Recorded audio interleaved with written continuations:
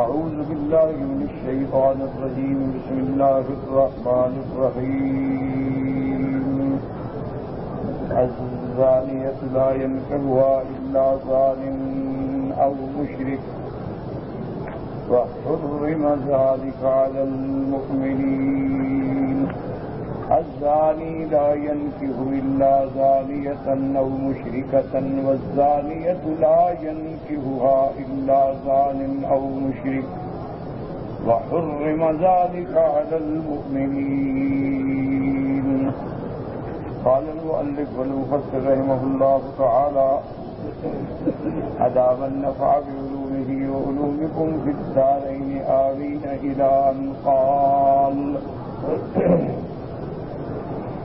وقال ابن أبي حاتم حدثنا أبي قال حدثنا مسدد أبو الحسن قال حدثنا عبد الوارث عن حبيب بن المعلم حدثني عمرو بن شعيب بن سعيد المقبري عن أبي هريرة رضي الله تعالى عنه قال قال رسول الله صلى الله عليه وسلم لا ينكح الزاني المجلود إلا مثله وهكذا أخرجه أبو داود في سننه المسدد وأبي معمر بن عبد الله بن عمرو كلاهما عن عبد الوارث به. اب مفسر رحمۃ اللہ علیہ اس آیت مبارکہ پر جو سورۃ النور کی آیت ہے کہ الزانی لا ينكح الا زانیۃ او مشرکۃ والزانیۃ لا ينكحها الا زان او مشرک وحرم ذلك على المؤمنین. اس زانیہ عورت سے اور مشرکہ عورت سے نکاح حرام کیا گیا. اس تفسیر میں دلائل ذکر فرما رہے ہیں. فرماتے ہیں کہ اس سند سے حضرت ابی ہریرہ رضی اللہ تعالیٰ عنہ سے روایت ہے قال قال رسول اللہ صلی اللہ علیہ وسلم لا ينكح الزانی المجلود کہ جس زانی کو زنا پر حد لگ گئی جلد لگ گئی اس سے پھر اسی قسم کی عورت ہی شادی کرے گی. کوئی شریف آدمی سے شادی کوئی شریف عورت تو نہیں کرے گی جس کو زنا میں سزا ہوئی تھی. مقصد ہے کہ اس کی زانی ہونا ثابت ہو گیا اور مجلود یعنی جلد بھی اس کو لگ گئی تو اب اس سے اس کی ہم جنسی کوئی شادی کرے گی. کوئی شریف عورت اس سے قبول نہیں کرے گی. وقال الامام احمد حدثنا يعقوب قال حدثنا محمد بن زيد بن عبد الله بن عمر بن الخطاب النخعي عمر بن محمد عن عبد الله بن يسار مولى ابن عمر رضي الله تعالى عنهما قال اشهد لسمعت سالما يقول قال عبد الله قال رسول الله صلى الله عليه وسلم ثلاثة لا يدخلون الجنة ولا ينظر الله إليهم يوم القيامة العاق لوالديه والمرأة المترجلة والمتشبهة بالرجال والديوث وثلاث لا ينظر الله إليهم يوم القيامة العاق لوالديه ومدمن الخمر والمنان بما آتاه. ورواه النسائي عن ابن علي الفلاس يزيد بن زريع عن عمر بن محمد العمري عن عبد الله بن يسار به. اب اس حدیث مبارک میں عبداللہ ابن یسار یہ خادم ہیں عبد ہیں ابن عمر رضی اللہ تعالیٰ عنہما کے فرماتے ہیں اشہد میں گواہی دیتا ہوں لسمعت سالما میں نے سالم سے سنا وہ فرماتے تھے قال عبداللہ یعنی عبداللہ بن مسعود. کیونکہ یہ قاعدہ ہے کہ جہاں صرف عبداللہ کا نام ہو اور آگے ولدیت ذکر نہ کی جائے تو مراد عبداللہ بن مسعود ہوتے ہیں رضی اللہ تعالی عنہ. فرماتی ہیں قال قال رسول اللہ صلی اللہ علیہ وسلم حضور صلی اللہ علیہ وسلم نے فرمایا ثلاثۃ تین قسم کے لوگ جو ہیں لا يدخلون الجنہ جنت میں داخل نہیں ہوں گے ولا ينظر اللہ الیہم یوم القیامہ اور قیامت کے دن اللہ ان کی طرف نظر رحمت بھی نہیں فرمائیں گے. پہلا کون ہے؟ العاق لوالدیہ، جو اپنے ماں باپ کا نافرمان ہے، ماں باپ کا نافرمان ہے اور ماں باپ کا مخالف ہے، ماں باپ سے معارض ہے۔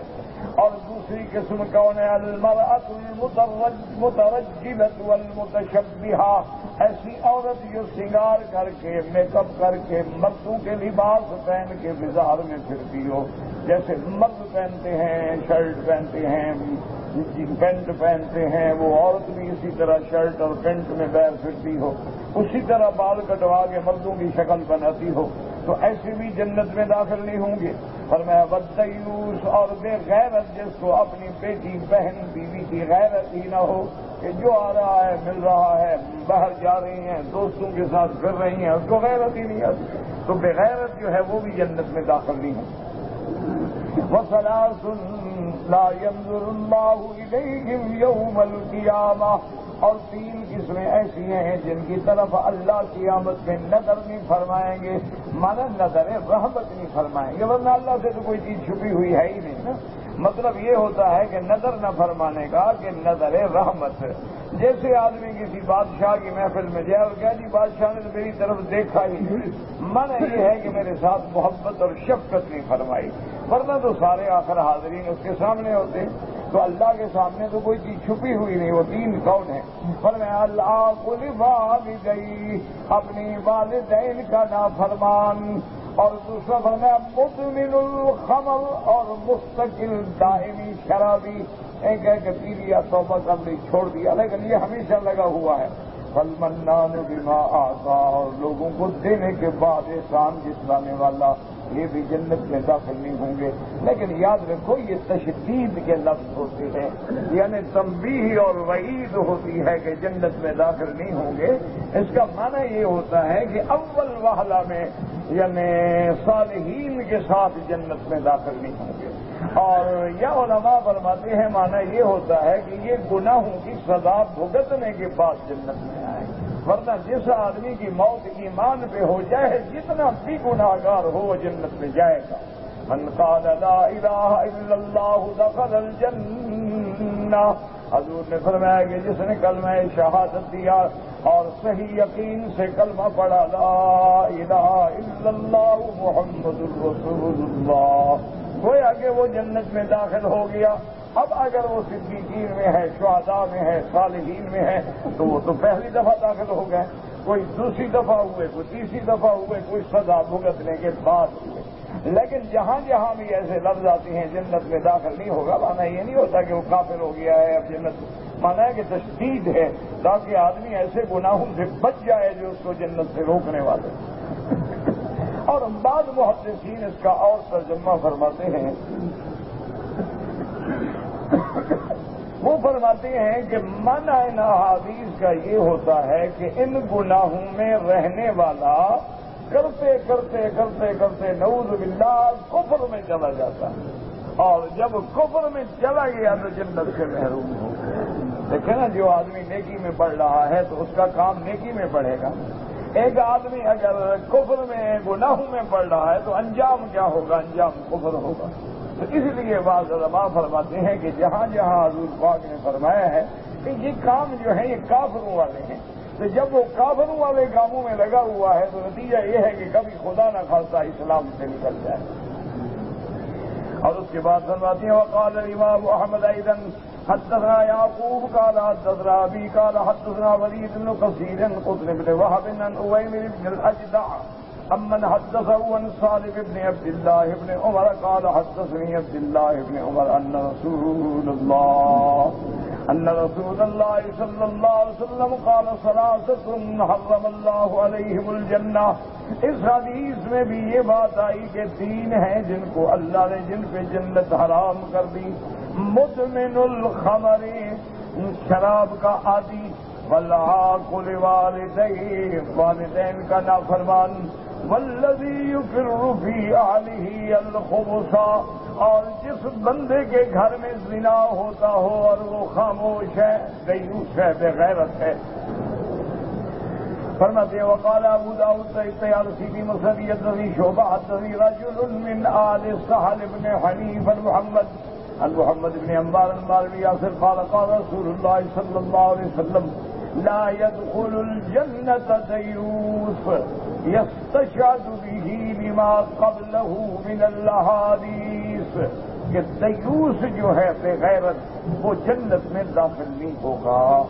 اور آج کل یاد رکھیں جی جو ایک رجحان چل پڑا ہے کہ بھئی نہیں جناب یہ ضروری تو نہیں ہے نا کہ ہر لڑکی جو آزاد ہو جو مردوں میں اختلاط رکھتی ہو مردوں کے ساتھ اٹھے بیٹھے کلبوں میں جائے ضروری تو نہیں ہے کہ وہ بری ہو. یہ بات نہیں ہوتی دیکھنا پڑتا ہے اغلب کے اعتبار.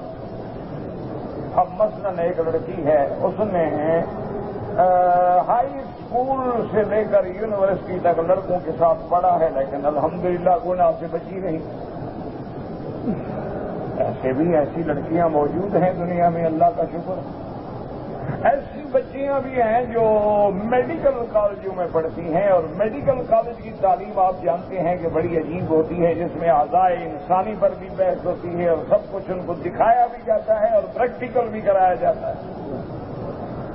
تو اس کے باوجود بھی وہ بچیاں الحمدللہ اپنی عزت و عصمت کی حفاظت کرتی ہیں اور گناہ نہیں کرتی.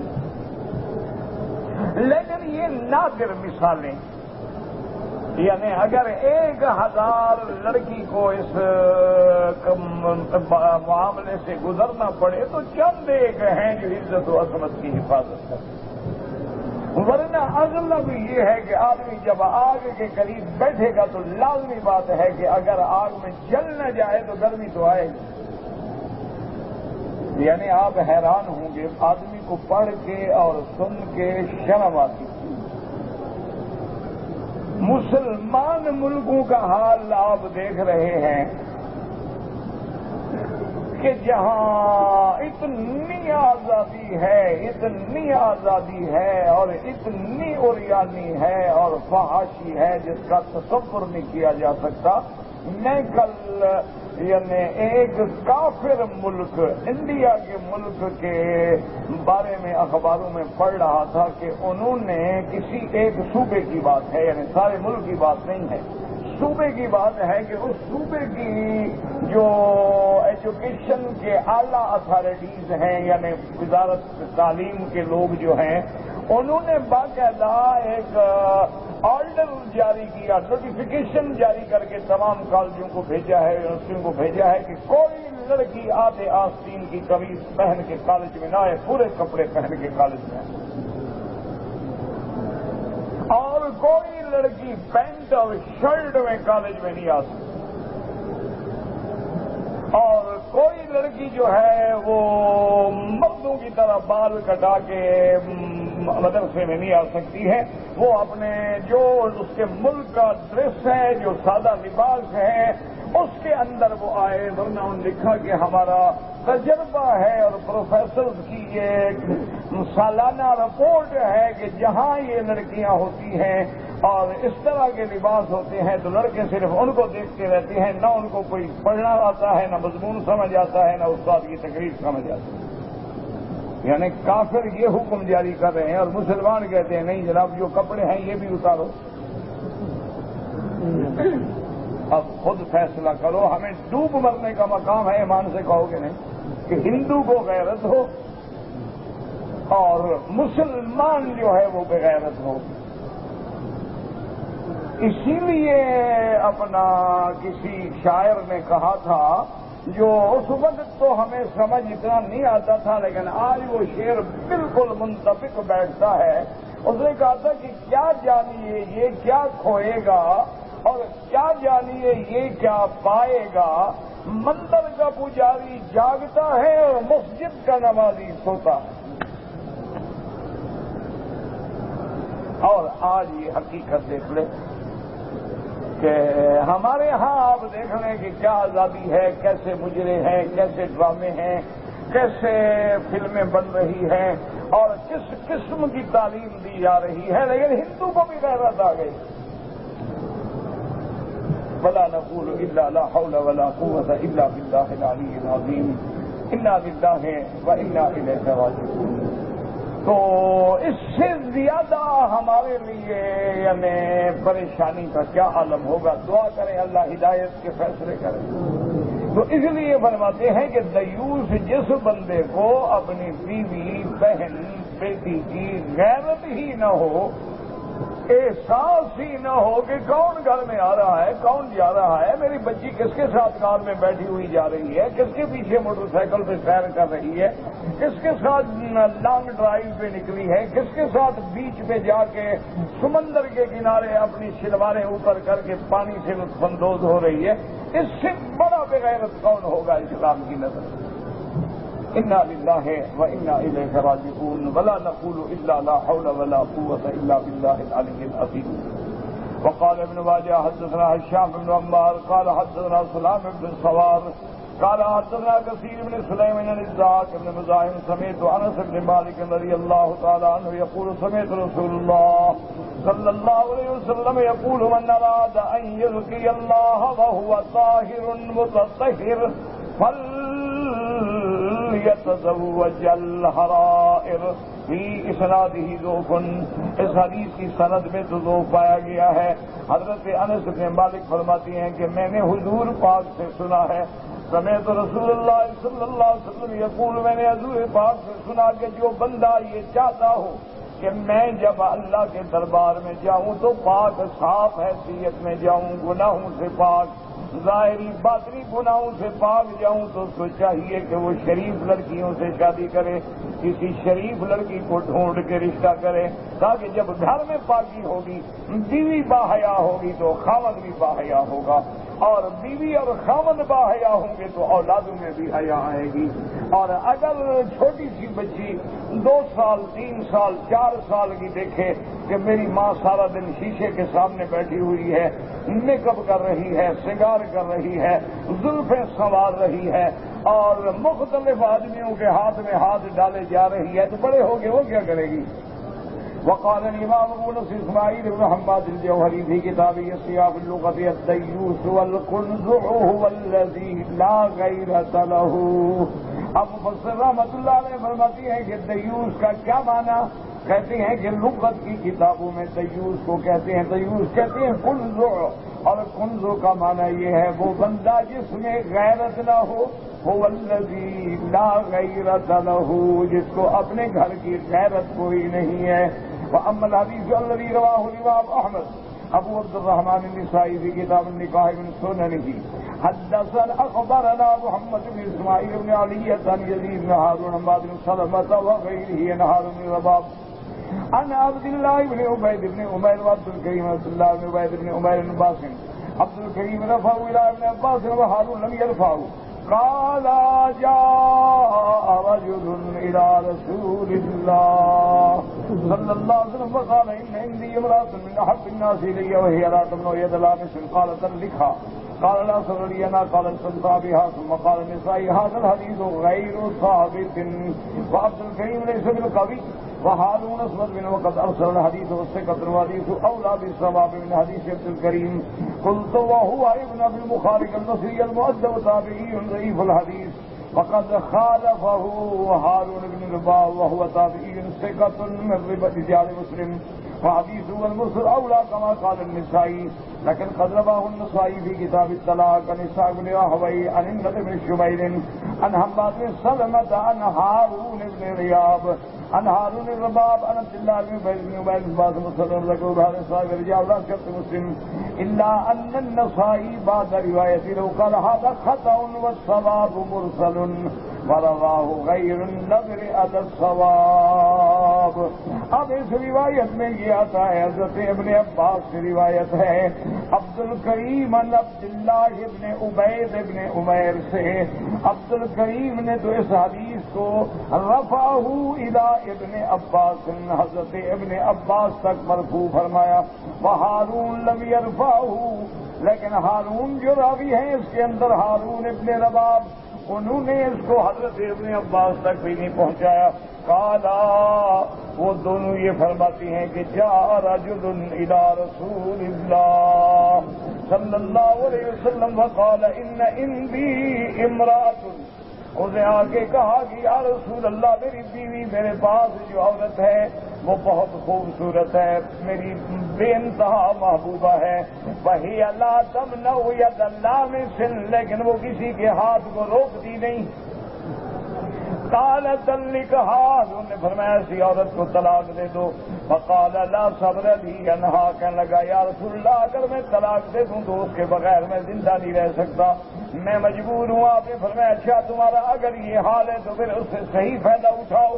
تو بہرحال اس حدیث میں بعض علماء فرماتے ہیں کہ یہ ثابت ہی نہیں ہے، بعض فرماتے ہیں کہ اس میں ارسال ہے، اور بعض فرماتے ہیں کہ یہ مرفوع تو خیر ہے ہی نہیں، مرسل ضرور ہے، لیکن بہرحال مرسل بھی ہو اور اس کے شواہد بھی ہوں تو حضور پاک ایسی عورت سے کیسے اجازت دے سکتے ہیں جو کسی ہاتھ پکڑنے والے کا ہاتھ ہی نہیں روکتی، جو مرضی آئے پکڑ لے؟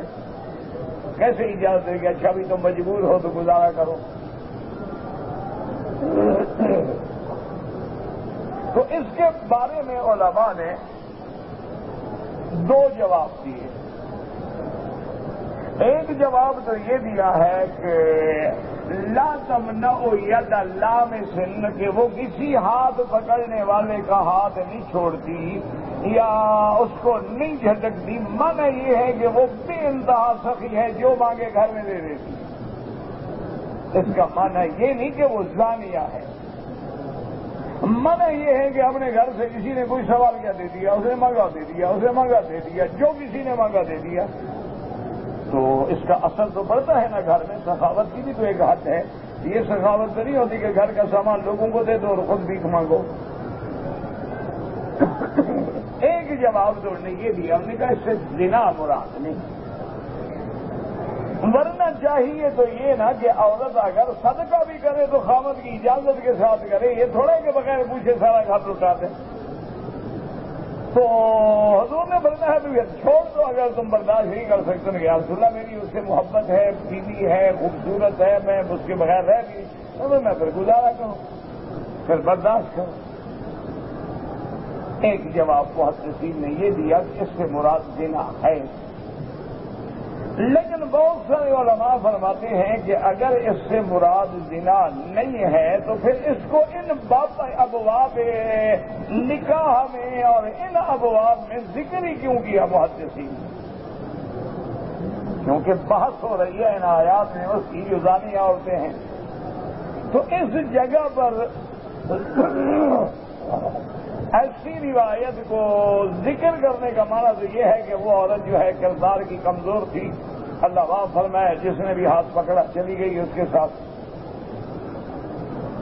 اب اس کے ساتھ حضور پاک جو فرمائیں کہ اچھا استمتے بھی لفا اٹھاؤ، تو اس کا جواب علماء نے یہ دیا کہ استمتاع بہا کا معنی یہ ہے کہ پھر تم رکھنا چاہتے ہو تو کنٹرول کرو، اس سے صحیح فائدہ حاصل کرو۔ یہ تھوڑا ہے کہ وہ جہاں مرضی ہے منہ مارتی پھرے اور تمہاری بیوی ہے۔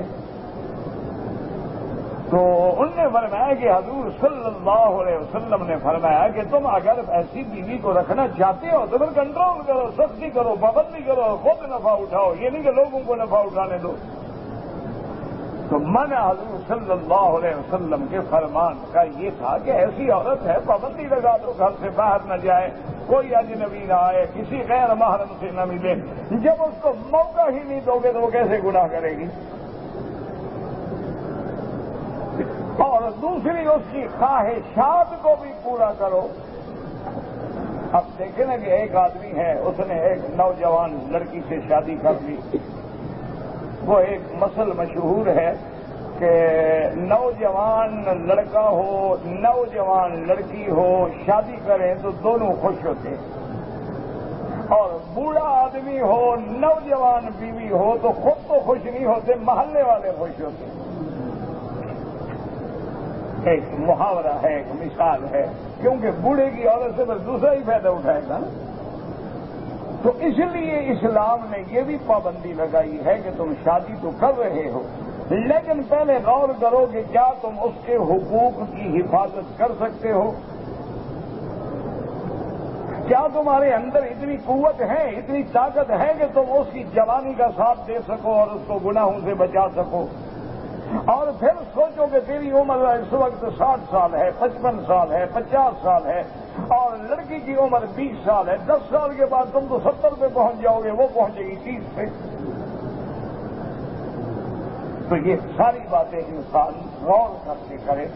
تو اگر اللہ نے تمہیں طاقت دی ہے کہ تم اس کے حقوق ادا کر سکتے ہو، نان، نفقہ، کپڑا، خرچہ، اور اس کے جو ذاتی حقوق ہیں، جنسی حقوق ہیں، تو پھر شادی کرو. ورنہ اگر تم کمزور ہو یا اچھا، بعض نوجوان بیچارے بیمار ہوتے ہیں، ماں باپ کہتے ہیں شادی کرو شادی کرو، شرم میں شادی کر لیتے ہیں، شادی کے قابل ہی نہیں ہوتا. تو اب اس کی بیوی بیچاری کیا کرے؟ اب بیوی کا کیا گناہ ہے؟ آخر اس کے تو جذبات ہیں. تو اس لیے ہمیشہ نوجوانوں کو بھی دھوکہ نہیں دینا چاہیے. اگر کمزوری ہے، والدین کو نہیں کہہ سکتے، دوستوں کو تو کہہ سکتے ہیں نا. اپنے دوستوں کو بتلا دیں کہ میں شادی کے قابل نہیں رہا ہوں، مہربانی کریں کسی دوسرے مسلمان کی بیٹی کو عذاب میں نہ ڈالیں. تو یہ بتلا دینا جو ہے کوئی خلاف شریعت نہیں ہے، یہ شریعت ہے اور حق ہے اور اسلام ہے، اور اسلام حق کے معاملے میں کوئی شرم کی بات نہیں ہے. اسی لیے اسلام کہتا ہے، حضور پاک کی خدمت میں ایک صحابی آئے، انہوں نے کہا یا رسول اللہ صلی اللہ علیہ وسلم، میں ایک انصار کے خاندان میں لڑکی ہے، شادی کر رہا ہوں. آپ نے فرمایا دیکھا ہے تم نے اس لڑکی کو؟ اس نے کہا نہیں یا رسول اللہ، میں نے دیکھا نہیں ہے. یہ ہمارے ہاں کہتے ہیں جی ارینج میرج ہے، ماں باپ نے ارینج کی ہے. شادی تم نے کرنی ہے، ماں باپ نے کرنی ہے. یہ کیا بےہودگی ہے؟ اسلام کے خلاف باتیں کرتے ہیں. اور دیکھنے پہ آئے تو لڑکی کو ماشاءاللہ کاسٹیوم میں لے کے بیچ پہ چلے جائیں اور نہ دیکھیں جی ماں باپ کی پسند ہے، جی ماں باپ کی. اور اللہ کے بندے، ماں باپ نے تھوڑی شادی کرنی ہے. تو اس لیے حضور نے فرمایا تم نے اس لڑکی کو دیکھا ہے؟ انہوں نے کہا لا یا رسول اللہ میں نہیں. آپ نے فرمایا کہ دیکھ لو.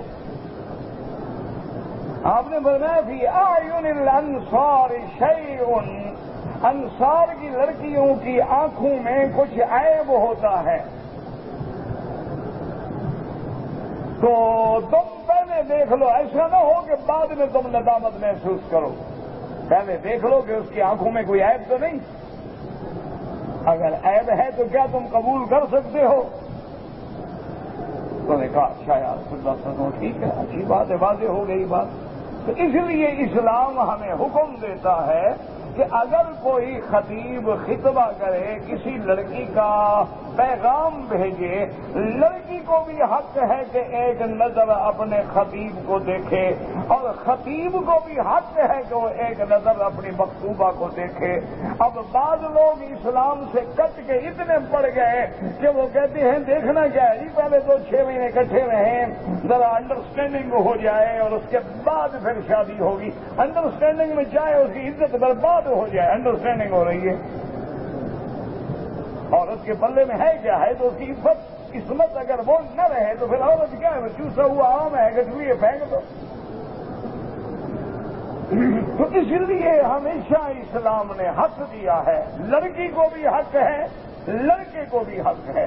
اسی طرح یاد رکھیں کہ ماں باپ جاتے ہیں ایک لڑکی کی شادی کرنے، لڑکی کو حق ہے انکار کر سکتی ہے. جہاں اسلام یہ کہتا ہے کہ ولی کے بغیر نکاح نہ کرو، وہاں اسلام لڑکی کو بھی حق دیتا ہے کہ والد پوچھے، والدہ پوچھے، اس کی سہیلیاں پوچھیں کہ کیا وہ لڑکی اس رشتے پہ راضی ہے. اگر وہ نہیں ہے تو جبر نہ کرو. نہیں جی میرے تو بھائی کا بیٹا ہے، اور جی میں بھائی کو کیا جواب دوں؟ میرے تو ناک کٹ جائے گی برادری میں. بھائی کو کیا جواب دو گے جب کل لڑکی نکل جائے گھر سے؟ بھائی کو کیا جواب دو گے کہ خامد کا منہ ادھر ہے اور بیوی کا منہ ادھر ہے، دونوں گناہ کر رہے ہیں، تم بھائی کو راضی کر رہے ہو؟ یہ بالکل اسلام کے خلاف ہے.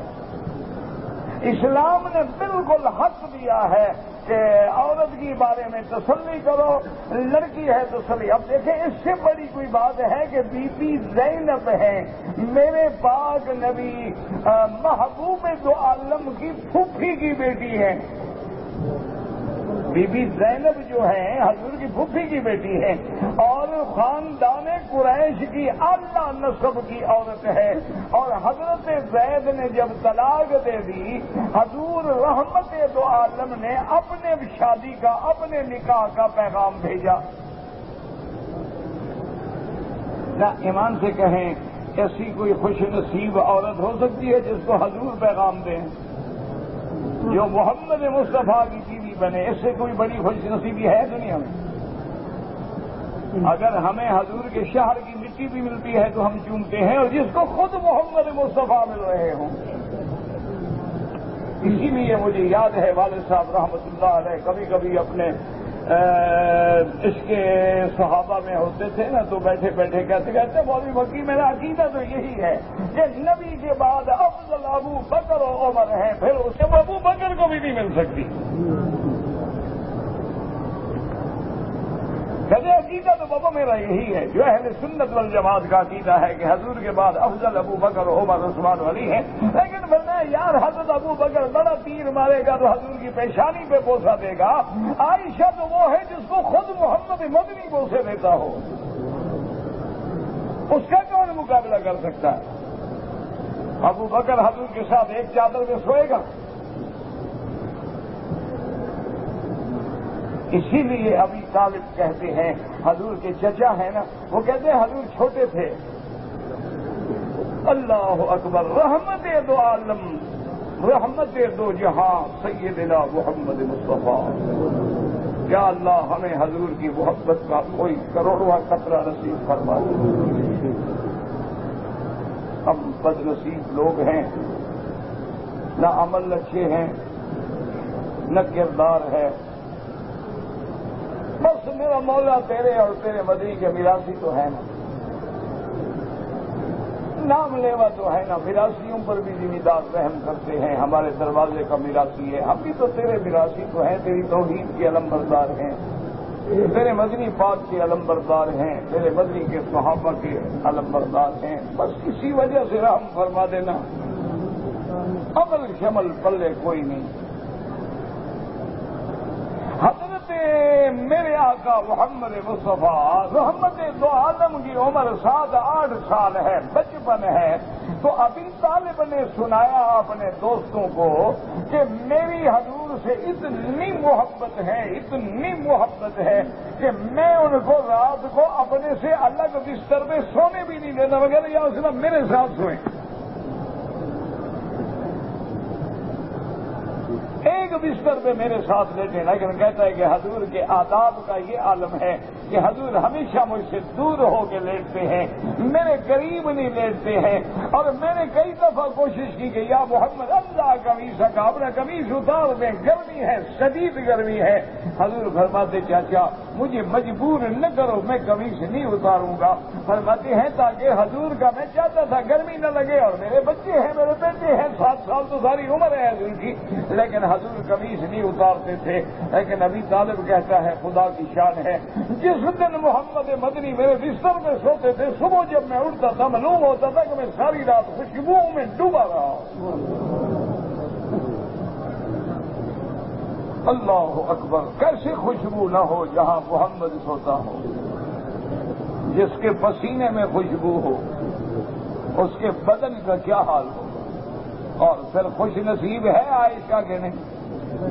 اسی لیے تو بی بی عائشہ فرماتی تھی نا کہ یہ میرا اعزاز ہے کہ حضور کی وفات جب ہوئی ہے کمرہ بھی میرا تھا اور نوبہ بھی میرا تھا اور سینہ بھی میرا تھا، محمد مدنی کا سر میرے سینے پہ رکھا تھا، اور فرماتی آخر شیء الذي دخل في فم رسول اللہ، فرماتی ہے بی بی عائشہ سب سے آخری چیز جو حضور کے اندر گئی ہے وہ میں عائشہ کا لعاب ہے۔ صحابہ نے پوچھا کیسے لعاب حضور کے اندر کیسے گیا؟ فرمایا میرے بھائی آئے، عبد الرحمن ابن ابی بکر آئے، ان کے ہاتھ میں مسواک تھا، فاشتاق الیہ رسول اللہ، حضور کی نظر مسواک کی طرف اٹھی، میں نے اندازہ لگا لیا رازدان نبوت ہے عائشہ، میں پہچان گئی حضور مسواک چاہتے ہیں، لیکن حضور سوال نہیں کرنا چاہتے تھے، کسی سے سوال کریں۔ بی بی عائشہ فرماتی ہے میں نے جلدی سے بھائی سے مسواک لے کے حضور کی خدمت میں پیش کر دیا۔ میں نے کہا یا رسول اللہ آپ کو خواہش ہے؟ فرمایا ہاں عائشہ خواہش ہے۔ آپ نے ٹھیک پہچانا ہے، لیکن اس وقت کمزوری کا یہ عالم ہے کہ میں مسواک کو نرم نہیں کر سکتا، تم اپنے منہ سے نرم کر کے مجھے دے دو۔ بی بی عائشہ فرماتی ہے کہ میں نے اپنے منہ میں اچھی طرح چبا کے نرم کر کے کہ میرے آقا کو تکلیف نہ ہو حضور کو دیا۔ حضور نے وہ دھویا نہیں بلکہ اسی کو استعمال کیا، تو وہ آخری لعاب جو اندر کیا وہ عائشہ کا تھا۔ اللہ اکبر اللہ اکبر رضی اللہ عنہا۔ معلوم ایمان سے یہ ہوتا ہے کہ عورتیں تھیں تو وہی تھیں، آج کل تو لاشیں ہیں، چلتی پھرتی بدبودار لاشیں۔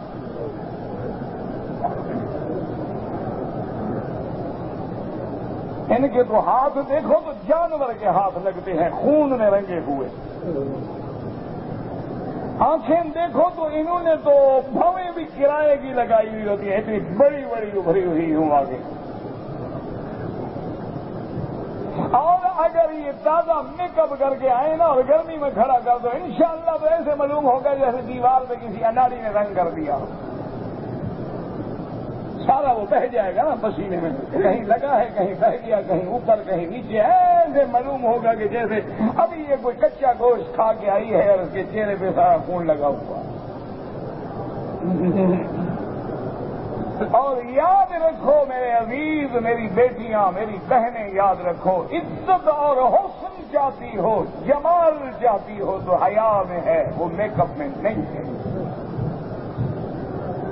اور جب عورت گناہ کرے یا مرد گناہ کرے، حضرت عثمان کی مجلس میں ایک آدمی بیٹھا تھا، آپ نے فرمایا چلے جاؤ،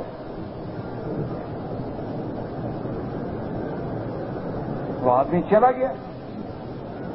بعد میں صحابہ نے پوچھا کہ یا عثمان آپ تو اتنے نرم دل آدمی ہیں، آپ نے کبھی دشمن کو بھی نہیں کہتے کہ میری وجہ سے چلے جاؤ، اس بندے کو کیوں اٹھا دیا؟ آپ نے فرمایا ماں بالو رجال، کیسے لوگ ہیں ان کو حیا نہیں آتی کہ زنا کر کے ہماری مجلس میں آ جاتے ہیں، ان کی آنکھوں میں زنا کا اثر تھا۔ جب آدمی گناہ کرتا ہے وہ لعنت آنکھوں میں بھی لکھی جاتی ہے، چہرے پہ بھی لکھی جاتی ہے۔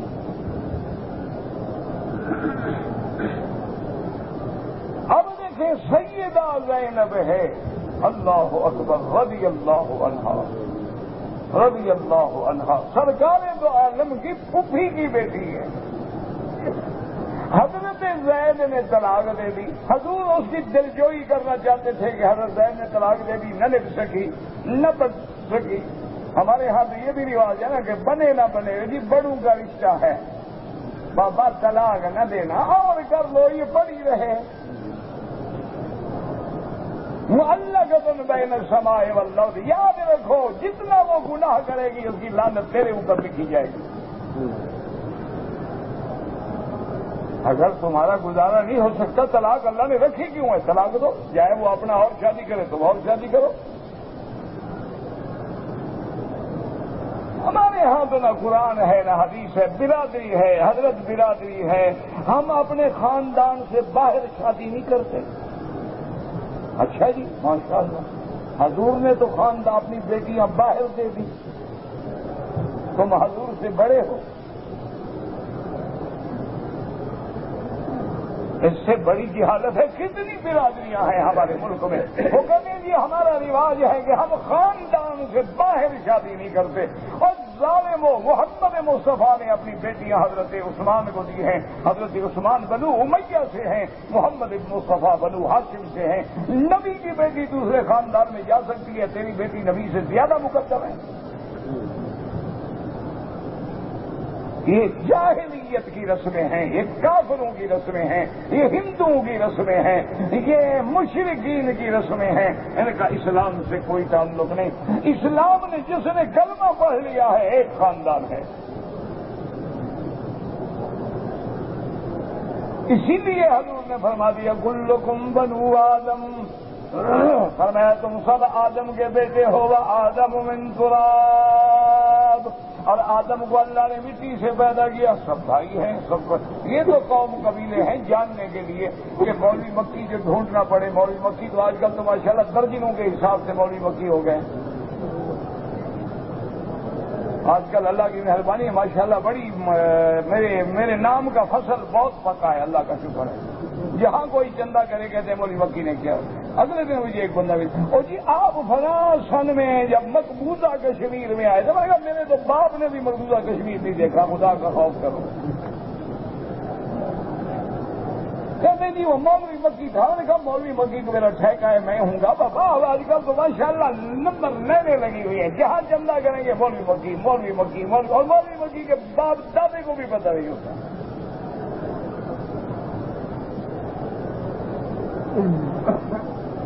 انا للہ و انا، اچھا خدا کو جواب دیں گے، مجھے کیا ہے؟ اللہ کو تو جواب دیں گے نا کہ ہم کس کے نام پہ دھوکہ دے رہے ہیں۔ تو اب جناب سمجھیں کہ حضور باغ جاتے تھے کہ دل جوئی ہو جائے، حضرت زید نے طلاق دے دی، نبھ نہ سکی، کیونکہ حضرت زید جو تھے ان کے مرتبے کے نہیں تھے، اور بی بی ہمیشہ تانا دیتی کہ میں نے تمہارے ساتھ شادی کی حضور کے حکم سے، تم میرے کو برابر کے آدمی ہو۔ تو حضرت زید تنگ آ گیا، انہوں نے کہا یا رسول اللہ میرا تو گزارا نہیں ہو سکتا کہ بی بی روز تانا دے، بے عزت کرے۔ تو حضرت نے فرمایا صبر کرو، یا رسول اللہ صبر بھی نہیں ہوتا، چھوڑ دو۔ اب چونکہ بھوکی کی بیٹی تھی، رشتہ حضور نے مانگا تھا زید کا، طلاق ہو گئی، تو حضور نے سوچا کہ اس کا حل یہ کر دیا جائے۔ اللہ کا حکم اور منشا بھی یہی تھا کہ حضور نے اپنا پیغام بھیج دیا۔ نہ اب ایمان سے کہو، پھوپھی کی بیٹی ہے، ایک دوسرے کو بچپن سے دیکھا، دیکھنے کی ضرورت ہی نہیں۔ اچھا حضور کا رشتہ آ رہا ہو تو پوچھنے کی ضرورت ہی نہیں، بابا جس کو حضور پسند فرمانے بات ختم ہو گئی۔ لیکن پتہ بی بی نے کیا کہا، اس نے کہا جا کے میرے مدنی محمد مصطفیٰ سے کہہ دو آپ کا پیغام مل گیا ہے، استغفر اللہ، میں اپنے اللہ سے مشورہ کر لوں، اگر اللہ نے حکم دیا تو قبول کروں گی ورنہ نہیں۔ اللہ کے بندو، کبھی لڑکی کا رشتہ کرو، لڑکے کا رشتہ کرو، استخارہ کرو۔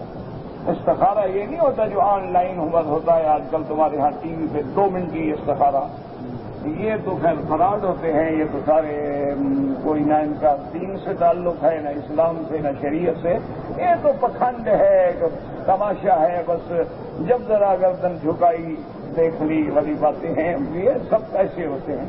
ان کو اپنا بھی اللہ کا شکر ہے، پوچھو تمہارے گھر میں کیا ہو رہا ہے سر بتا دے، اپنے گھر کا پتہ نہیں ہوتا، تمہیں استخارہ کر کے بتا دیتا۔ تو بہرحال استخارہ جو سنت ہے، لڑکا بھی کرے لڑکی بھی کرے، 1 دن 2 دن 3 دن 4 دن 5 دن 6 دن 7 دن تک استخارہ، اس کے بعد اگر اللہ چاہے وہ رشتہ ہو جائے تو انشاءاللہ کبھی پریشانی نہیں۔ تو اب بی بی یہ کیا کہتی ہے، استغفر اللہ، حضور کو پیغام دے دو کہ میں اللہ سے پوچھوں گی۔ بی بی فرماتی ہے کہ میں گھر میں مطمئن کھڑی ہو گئی کہ اس رات کی استخارہ کروں گی، کل کروں گی، 2 دن 3 دن 4 دن بعد میں جواب دیں گے۔ کہتی ہے وما لبث الا قليلا حتى دخل رسول اللہ صلی اللہ علیہ وسلم۔ بی بی زینب فرماتی ہے کہ کچھ دیر گزری کہ میں کیا دیکھتی ہوں کہ میرے دروازے کو کھول کے حضور میرے گھر میں آ رہے ہیں، میں ڈر کے مارے اندر بھاگی کہ ایسے حضور بغیر اجازت کے، اور میں اکیلے اپنے گھر میں ہوں، میرے گھر میں حضور کیسے آ رہے ہیں؟ تو میں گھبرانے لگی تو حضور نے فرمایا زینب گھبراؤ نہیں، ان اللہ زوجنی من فوق العرش، بی بی گھبرانے کی ضرورت نہیں، اللہ نے عرش سے میرا اور آپ کا نکاح خدا نے کر دیا ہے۔ اسی لیے قرآن کہتا زوجنا کہا میرا مدنی ہم نے تیرا نکاح کر دیا، ہم نے تیرا نکاح بی بی زینب سے کر دیا، اسی لیے بی بی زینب ساری زندگی فخر کرتی تھی، فرماتی تھی عائشہ تیرا شان بڑا ہے، حفصہ تیرا شان بڑا ہے، ام حبیبہ تیرا شان بڑا ہے، لیکن تم سب کے نکاح تمہارے ماں باپ نے کیے ہیں، میرا مقابلہ کیسے کر سکتے ہو؟ میرا نکاح تو خود خدا نے عرش سے کیا ہے صلی اللہ علیہ وسلم۔ تو اس لیے ہمیشہ حکم ہے، یاد رکھو کہ اگر بیوی ہے اس کے حقوق ادا کرنے کی طاقت ہے شادی کرو، اور پھر اس کو کنٹرول کرنے کی طاقت ہے شادی کرو، ورنہ نہ کسی کی بیٹی کو نہ ذلیل کرو اور نہ خود اپنے آپ کو دقتوں کا مصیبتوں میں ڈالو۔ اگر کوئی مجبوری ہے اپنے والدین کو بتا دو، والدین سے بندہ شرم کرتا ہے، دوستوں سے تو شرم نہیں کرتا، دوستوں کو بتا دے کہ میرے والدین کو میری مجبوری سے مطلع کرو، میں نافرمان نہیں ہوں، میں مجبور ہوں، میرے حالات کا تقاضا یہ ہے۔ پھر بھی والدین نہ مانے تو آج کل میڈیکل ہے، بورڈ ہیں، ڈاکٹر ہیں، جا کے دکھا دیں، علاج ممکن ہے تو پہلے علاج کرائے تاکہ اللہ تبارک و تعالی رحمت فرما دے۔ اس لیے علماء نے دو جواب دیے، ایک جواب تو یہ ہے کہ وہ سخی عورت تھی، ہر چیز جو مانگے دے دیتی تھی، تو دوسرا یہ ہے کہ اگر اس کے کردار میں کمزوری تھی تو لڑکا پھر نفع اٹھاؤ، صحیح معنی میں کنٹرول کرو، نہیں کر سکتے ہو تو نہ کرو، چھوڑ دو، پھر تلے کھا پہلے تو کہہ دیا نا حضور نے کہ چھوڑ دو۔ تو اس لیے ہمیشہ دعا کریں کہ اللہ ہر گھر پہ اپنی رحمت فرما دے، سب عذاب رفع فرما دے، گھر کے جھگڑے جو ہیں نا اس کا کوئی مقابلہ نہیں کر سکتا اور اس کا کوئی علاج بھی نہیں ماں سوا اللہ کی رحمت۔ دعا کریں کہ اللہ رحم فرما دے۔ اللہ اکبر، اللہ اکبر۔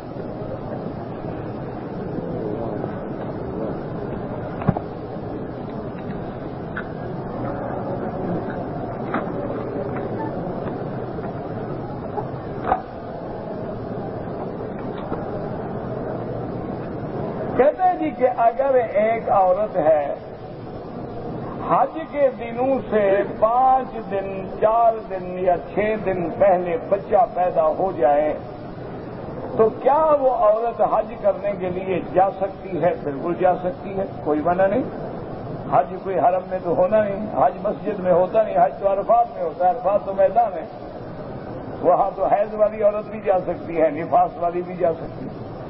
تو اس عورت کو یہ ہوگا کہ غسل کرے گی، اس کے بعد جو ہے جو لباس پہنے ہوئے ہے اسی لباس میں لبیک پہ حجۃ لبیک اللہم لبیک نماز نہیں پڑھے گی، حج کی نیت کرے، مینا جائے، عرفات جائے، لبیک پڑھے، دعائیں کرے، عرفات سے مزدلفہ آئے، نمازیں نہ پڑھے، اللہ کا ذکر کرے، لبیک کرتی رہے، دعائیں مانگتی رہے، مینا آئے، کنکری مارے، قربانی کرے، سارے کام کرے، سال کٹا دے، صرف طواف زیارت نہیں کرے گی جب تک کہ وہ نفاس سے پاک نہ ہو جائے، اور جس دن نفاس سے پاک ہو جائے غسل کر کے طواف زیارت کر لے، صفا مروا دوڑ لے، بات ختم، کوئی مسئلہ ہی نہیں، اس کے حج میں تو کوئی رکاوٹ ہے ہی نہیں۔ اور دوسرا مسئلہ بھی یاد کر لو جو جاہلوں نے بنایا ہوا ہے نا کہ جب عورت کا بچہ پیدا ہو عورت جی چلہ کاٹے گی، یہ پتہ نہیں ان کو چلے کا مسئلہ کہاں سے آ گیا ہے۔ یہ کوئی مسئلہ نہیں ہے، یہ لوگوں نے خود کھڑا ہوا ہے۔ نفاس جو ہے عورت کے بچہ پیدا ہونے کے بعد اس کی کوئی مدت ہی نہیں ہے، اگر 24 گھنٹے کے بعد بھی خون بند ہو جائے عورت پاک ہو گئی، غسل کرے، نمازیں پڑھے، سب کچھ کرے۔ 40 دن کا مسئلہ یہ ہے کہ اگر ولادت کے بعد دم نفاس جو ہے وہ منقطع نہیں ہوا، یعنی بلیڈنگ ہو جاتی ہے، صبح ہو گئی، پھر دوسرے دن ہو گئی، تھوڑی تھوڑی ہو گئی، اب 40 دن تک انتظار کریں گے۔ 40 دن کے بعد بھی خون بند نہیں ہوا تو اب وہ بیماری ہے اپنے پاس ہے، ورنہ اس کی مدت کوئی نہیں۔ اگر 2 دن کے بعد بھی، جیسے آج کل جو ہے ولادہ عام طور پہ ہسپتالوں میں ہوتی ہے اور نئے نئے ماشاءاللہ دوائیں ہیں، انجیکشن ہیں، وہ دے دیتے ہیں 2-3 دن میں اور صاف ہو جاتی ہے۔ جب صاف ہو گئی، خون آنا بند ہو گیا تو عورت پاک ہو گئی، چاہے 2 دن کے بعد، 3 دن کے بعد، 4 دن کے بعد وہ غسل کرے، نماز پڑھے، سب کچھ کرے، کیونکہ مدت نفاس کا تعین نہیں ہوتا۔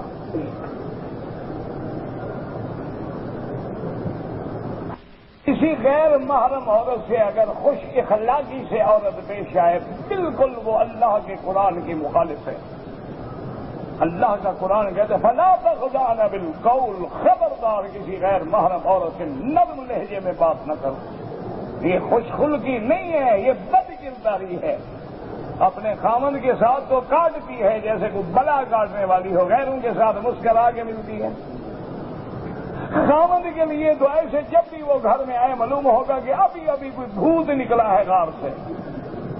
اور کسی دوسرے کی شادی میں جانا ہو تو جناب پھر اس کا سنگار دیکھو، میک اپ دیکھو، کیوں وہاں تو لوگوں کو دکھانا ہے نا، خامند تو نہیں ہوگا نا.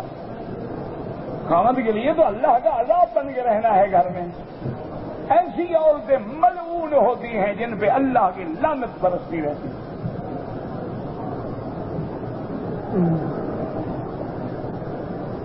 کہتے جی کہ غیر مردوں کو غیر عورتوں سے مختلف قسم کے معاملات میں واسطہ پڑتا ہے. کیوں واسطہ پڑتا ہے؟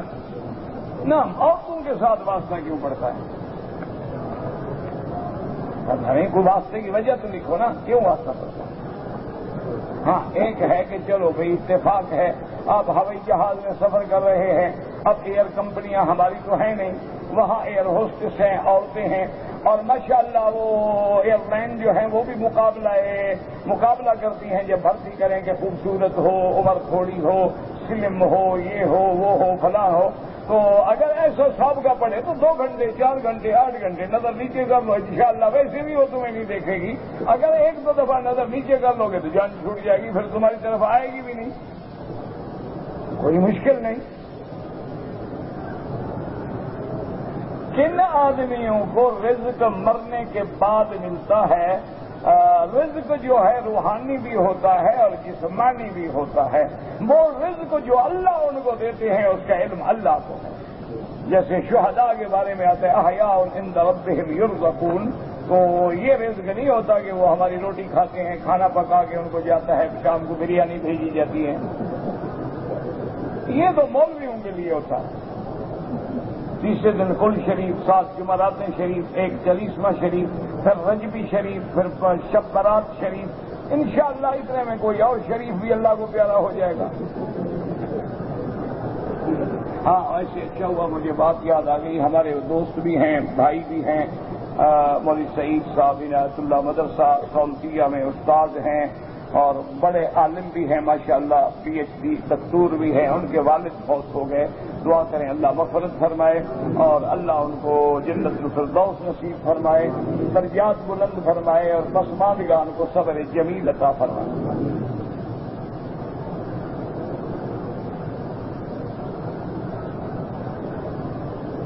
ایک آدمی نے مدینے سے احرام باندھا، مکہ مکرمہ پہنچا، عمرہ نہیں کیا تھا اور اس کی ڈیٹ ختم ہو گئی تھی. وہ پکڑا گیا، احرام کھل گیا، اس کو سفر کرا دیا گیا. تو ایک بکری دم مکے میں بھیجو آ کے کروائے اور جب اللہ توفیق دے عمرہ بھی قضا کرے. اگر کسی نے عصر کی نماز کے بعد جو نماز قضا پڑھنی ہے پڑھ لی، کوئی بات نہیں، ہو جاتی.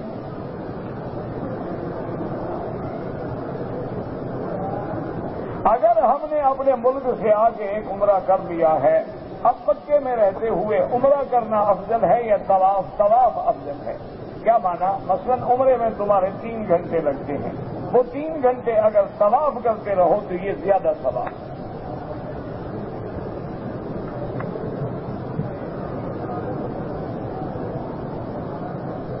کہتے جی کہ حضرت حسین احمد مدنی رحمت اللہ علیہ اور حضرت حبیب اللہ ابن شیخ احمد علی لاہوری رحمت اللہ علیہ کی دینی خدمات میرا عزیز کتابیں بھری ہوئی ہیں، کتابیں ڈھیروں لکھی ہوئی ہیں. ان کی حیات سوانح، ان کے تمام خدمات اور وہ ایسی ہیں کہ درس میں بیان کیے جائیں.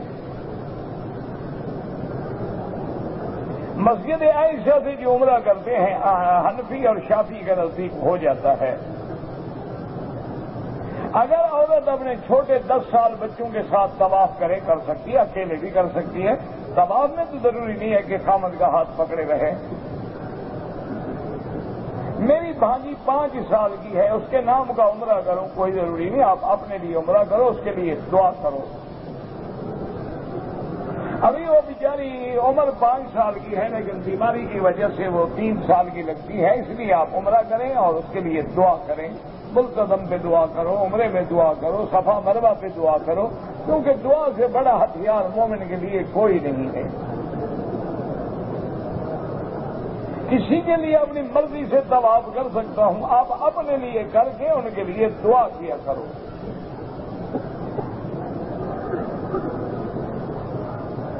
نماز جنازہ جب پڑھے تو ہاں اسی طرح جیسے تکبیر کرتے ہیں اللہ اکبر۔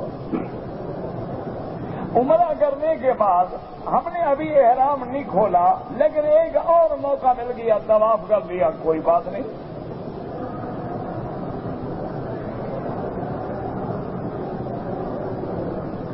اگر جدے میں 1 یا 2 دن رکنے کا ارادہ ہے، مثلا پاکستان سے آئے، نیت یہ ہے کہ میں جدے جا رہا ہوں اور جدے میں ٹھہروں گا تو احرام ضروری نہیں، پھر جدے سے جب مکہ آنا ہو تو احرام باندھ لینا۔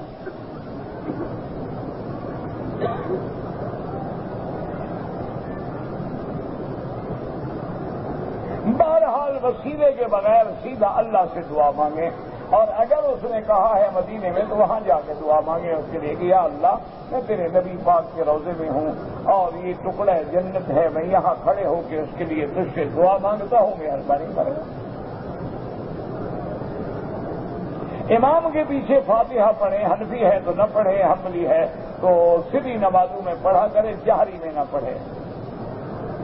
امام کی تکبیر کے ساتھ نماز ادا کریں یا مؤذن کی تکبیر کے ساتھ، ہم امام کے مقتدی ہیں، مؤذن کے مقتدی تو نہیں ہیں، وہ تو اس لیے ہوتا ہے کہ کسی کو آواز نہ پہنچے تو پہنچ جائے۔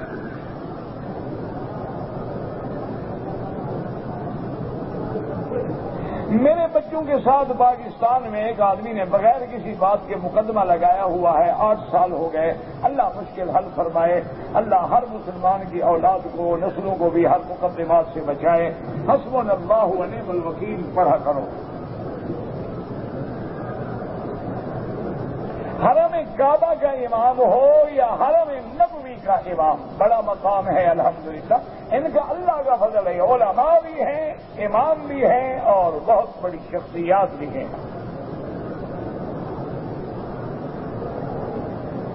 کہتے جی کہ میرے پاس 30 تولے سونا ہے لیکن سونے کی اصل قیمت سے زیادہ مجھ پہ قرضہ ہے، تو کیا ایسے حالت میں مجھے زکوٰۃ دینی ہوگی؟ پہلے تم سونا بیچ کے قرضہ دے دو نا، جب ہوگا نہیں تو زکوٰۃ کیا دو گے؟ تم قرضہ تو پی کے بیٹھے ہوئے ہو، اللہ کی زکوٰۃ بھی پینا چاہتے ہو۔ عجیب آدمی ہے بھائی، کس کو دھوکہ دے رہے ہو؟ خدا کو۔ تم نے قرضہ دینا ہے، 30 تولے سونا بیچ دو قرضہ، جب قرضہ دے دو گے ہوگا ہی نہیں تو زکوٰۃ کیا دو گے؟ اور اگر قرضہ نہیں دینا ہے زکوٰۃ ادا کرو۔ ہم بہرحال یعنی زناکار زنا زانیہ کو پسند کرتا ہے، زانیہ بھی زنا والے کو پسند کرتی ہے، لیکن کبھی کبھی شریف عورت بھی زانی کے گھر پھنس جاتی ہے۔ منع عام رواج یہ ہے کہ زانی زانی کو پسند کرتا ہے، شریف کو پسند نہیں کرتا۔ تو یار آج کل تو یہ واضح بات ہے، جو لوگ اس قسم کے شراب و شباب و کباب اور کلب اور پب کے عادی ہیں، ان کو گھر میں بیوی پسند آتی ہے؟ سوال ہی پیدا ہے۔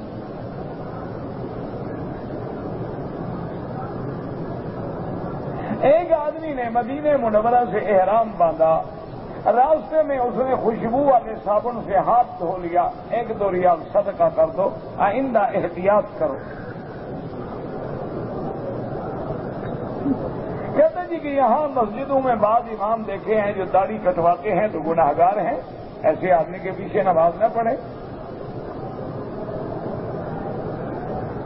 ایک آدمی نے عصر کے بعد طواف کیا، 2 رکعت نہیں پڑھی، وہ گھر چلا گیا، مغرب کے بعد اپنے گھر میں 2 رکعت طواف کی پڑھنی، وہ بھی جائز ہے، کوئی منع نہیں۔ اور میرا بیوی بیمار ہے، اللہ ہر بیمار کو شفا عطا فرما، اشفنا واشف مرضانا ومرضى من اوصانا واستوصانا ومرضى المسلمین۔ حرم کے اندر جگہ پڑی ہوتی ہے، لوگ باہر کھڑے ہو جاتے ہیں، اللہ ہدایت سے دعا کرو اور کرو۔ کیوں نماز سر سے پھینکنے آئے ہیں، نماز پڑھنے تھوڑی آئے ہیں. اسلام پھر بھاگے تاکہ دیر نہ لگے نا. منافق کو چین نہیں ملتا نا مسجد میں. آدمی نے عمرہ کیا، بال نہیں بنوائے، 3 جگہ سے ٹک لگوائے، دم پڑ گیا، بال بھی کٹوائے اور دم بھی ادا کرے. بیوی تو حلال ہے لیکن بال تو کٹواؤ. جیسے ہے عمرے کی وجہ سے نہیں.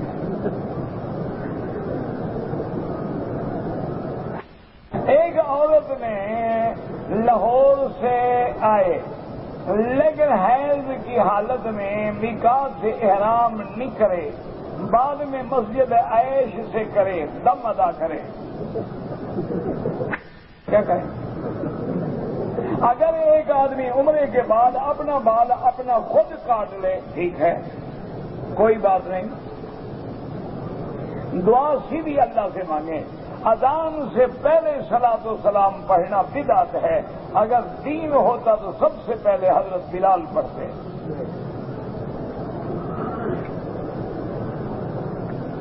نفلی عمرہ ہے جس کے لیے چاہو ہو سکتا ہے، لیکن افضل یہ ہے کہ اپنے لیے کر کے دعا کرو کہ یا اللہ اس کا ثواب فنا کو عطا فرما. مسجد عائشہ سے جو عمرہ کرتے ہیں امام ابو حنیفہ اور امام شافعی رحمۃ اللہ علیہ کے نزدیک بغیر عذر کے بھی جائز ہے. امام احمد بن حنبل فرماتے ہیں کہ اگر کوئی عذر تھا، عمرہ پہلے نہیں کر سکا تو اب کر سکتا ہے، بغیر عذر کے نہ کرے. واللہ اعلم. اللہم صل علی سیدنا محمد وعلی آل سیدنا محمد کما صلیت علی ابراہیم وعلی آل ابراہیم فی العالمین انک حمید مجید. یا حی یا قیوم یا ذا الجلال والاکرام. یا اللہ یا اللہ یا اللہ یا ربا یا ربا یا ربا یا غوثا یا غوثا یا غوثا.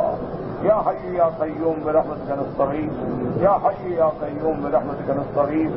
یا حی یا قیوم برحمتک نستغیث.